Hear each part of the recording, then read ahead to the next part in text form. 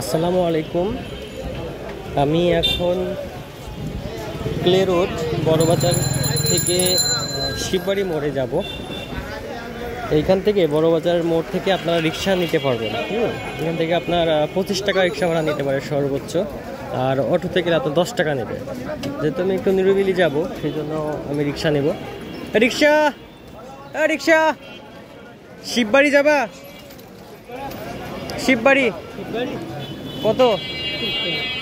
30 টাকা ভাড়া হয় নাকি?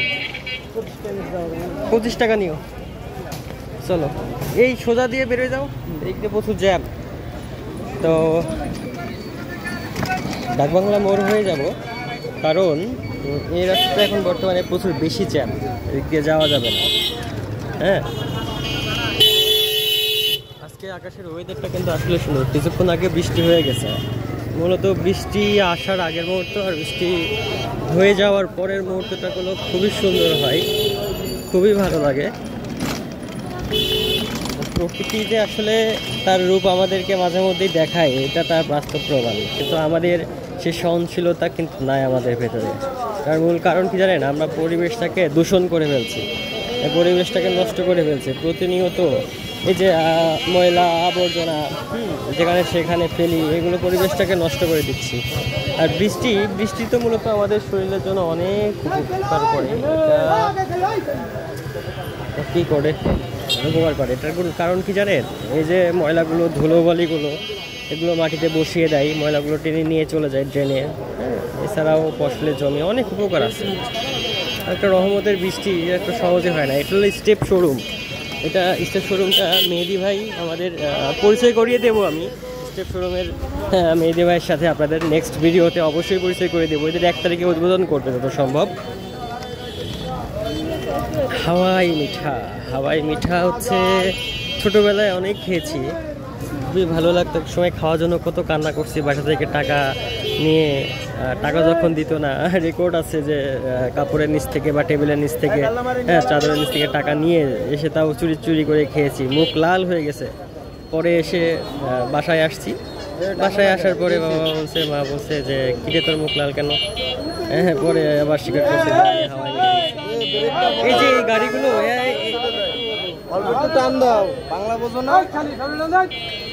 দেখছেন মানুষ, এরা গাড়িগুলো যেখানে সেখানে পার্কিং করে রাস্তাটা জ্যাম করে ফেলে।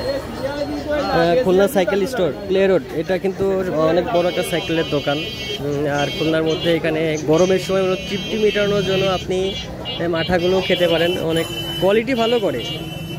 যেহেতু বৃষ্টির সময়, এখন জ্যৈষ্ঠ মাস, ফল তো বাজারে থাকবেই। জাম, লিচু, জাম কিন্তু উঠে গেছে। 400 টাকা কেজি, জামের কেজি 400 টাকা। আমার কাছে ছোটোবেলায় কত জাম আসলে গাছ থেকে পেড়ে খেয়েছি, কুড়িয়ে খেয়েছি, সেই সময় কিন্তু আর নেই। সব কালে পরিবর্তনে বিলীন হয়ে যাচ্ছে। যত দিন যাচ্ছে ততই সব কিছু স্মৃতি হয়ে যাচ্ছে। আসলে এটাই বাস্তব, এটাই হওয়ার। এটা হচ্ছে ডাকবাংলা মোড়। এটা কিন্তু ব্রিটিশ আমলের। আমি এর আগেও একটা ভিডিওতে বলছি আপনাদের, এটা প্রায় 200 বছরের একটা ঐতিহ্য। এই বাজারটা 200 বছরের ঐতিহ্য, 200 বছরের পুরনো একটা বাজার। ব্রিটিশরা এই বাজারের ম্যাপ, রোড ম্যাপ, বাজারের ম্যাপ, মার্কেট কোথায় কিভাবে হবে সব কিছু কিন্তু তৈরি করে দিয়ে গেছিল। সেই মাফিকই এখন এইগুলো করা হয়। অ্যাপেক্সের শোরুম সামনে অনেক বড় একটা বিল্ডিং হচ্ছে। যে বিল্ডিংগুলো ডাকবাংলা 1990 সালে, এই বিল্ডিংটা কিন্তু সেই পুরনো 70-80 সালের বিল্ডিং এটা। এই যে এটার কথা বলছি, এইগুলো পুরো ফাঁকা, অনেক এই বর্ডার ডিভাইডেড ছিল না ওই সময়। কত পরিবর্তন আসলে। আমি 2007 সাল কি 8 সালে যখন খুলনাতে এসছি, তখনও কিন্তু এতটাও ছিল না। আকাঙ্ক্ষা টাওয়ার ডেভেলপমেন্টের কাজ করে এরা মূলত। এখানে ঘড়ি মঞ্জিল আছে। খুলনার বিখ্যাত একটা জায়গা ঘড়ি মঞ্জিল। এখানে অনেকেই কিন্তু আপনারা জানেন না যে ঘড়ি মঞ্জিলটা আসলে কি। ঘড়ি মঞ্জিলটা কি একটা বাড়ি, বাড়ির হচ্ছে এখানে একটা বড় ঘড়ি দেওয়া আছে।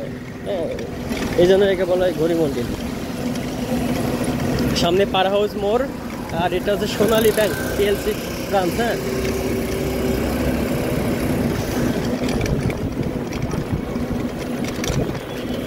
একটু সামনে গেলে আমরা স্টেশন পাবো, আর তার একটু সামনে গেলে শিববাড়ি মোড়। শিববাড়ি মোড়টা আসলে নাম শিববাড়ি কেন হয়েছে এটার কিন্তু ইতিহাস আছে অনেক। হ্যাঁ, এখানে জোড়া মন্দির ছিল, শিব মন্দির ছিল, এখনো শিব মন্দির একটা আছে এখানে, অনেক পুরাতন। আর এই মোড়, এই শিব মন্দিরের জন্য কিন্তু এই জায়গাটার নাম হলো শিববাড়ি। হ্যাঁ, যদিও খুলনার মেয়র খালেক সাহেব উনি চেয়েছিল যে এই জায়গাটার নাম পরিবর্তন করার জন্য, কিন্তু সেটা আসলে হয় নাই, তার আগেই তাকে বিদায় নেওয়া লাগছে। 5 আগস্ট করে তেল পাম্পটা ভেঙে ফেলা হয়েছিল, এগুলো উপড়ে ফেলা হয়েছিল, আবার নতুন করে ঠিক করা হয়েছে, সচল হয়েছে। এই তো লোটো এটা পার্সোনাল ব্রাঞ্চ, পার্সোনাল অফিস, এটা পার্সোনাল বিল্ডিং। আর সোজা চলে গেল ময়লাপাড়া সন্ধ্যা বাজার, এটা হচ্ছে পার হাউস মোড়।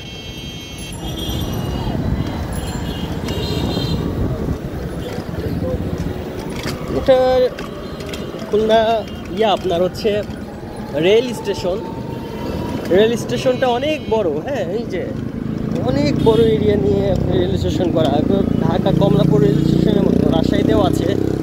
এটা নতুন করছে, এর আগে একটা ছিল পুরাতন ওই পার্শ্বে, ওটা করার পরে এখন এটা করছে, কিন্তু অনেক ভালো। ওইখান থেকে এখন কিন্তু ঢাকার ট্রেনগুলো যাতায়াত করে মূলত।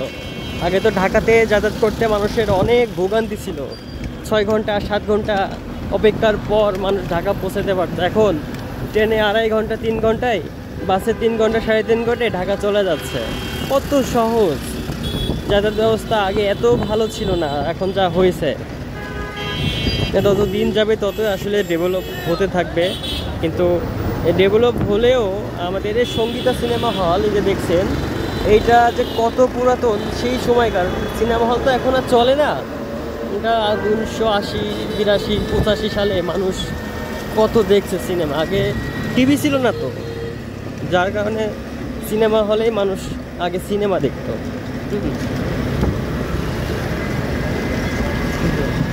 বন্ধুরা, আমি ব্লগিং ভিডিও বানাই, আমি আসলে জায়গা সম্পর্কে, জায়গার পরিস্থিতি সম্পর্কে ভিডিও বানাতে পছন্দ করি। আমি কাপল ব্লগ পছন্দ করি না মূলত, এটা আমার কাছে খুবই খারাপ লাগে, মানে একদম বাজে বিশ্রী একটা অবস্থা।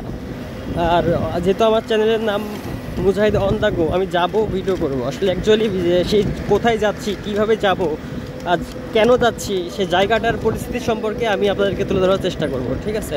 তো আমার প্রতিদিন নিত্য আপডেট পাওয়ার জন্য অবশ্যই আপনাদের আমার চ্যানেলটা সাবস্ক্রাইব করে পাশে বেল আইকনটা অন করতে হবে। তো যদি আমার সঙ্গে থাকতে চান বা আমার ভিডিও আপনাদের ভালো লাগে, আপনারা চেষ্টা করবেন আমার চ্যানেলটাকে সাবস্ক্রাইব করে আমার সঙ্গে থাকার জন্য। মামা, আমারে ওই পাশটায় নামাই দিও, ওই পাশে। তো শিববাড়ি মোড়ে এসে গেছি, এখানে একটা হরিণ আছে, 2টা হরিণ, 1 জোড়া। আর শিববাড়ি মোড় হচ্ছে এটা গোল চত্বর। এটা অনেক, এখানে জিয়া হল ছিল একটা সময়, জিয়া হল ভেঙে দেওয়া হয়েছিল, এরও অনেক ইতিহাস আছে, আমি আপনাদেরকে জানাবো। আসলে পরে একটা ভিডিও বেশি লং করলে মানুষ আসলে দেখতে চায় না, আমি পরবর্তীতে ধাপে ধাপে জানাই দেবো আপনাদের। হ্যাঁ, সবাই ভালো থাকবেন, আসসালামু আলাইকুম।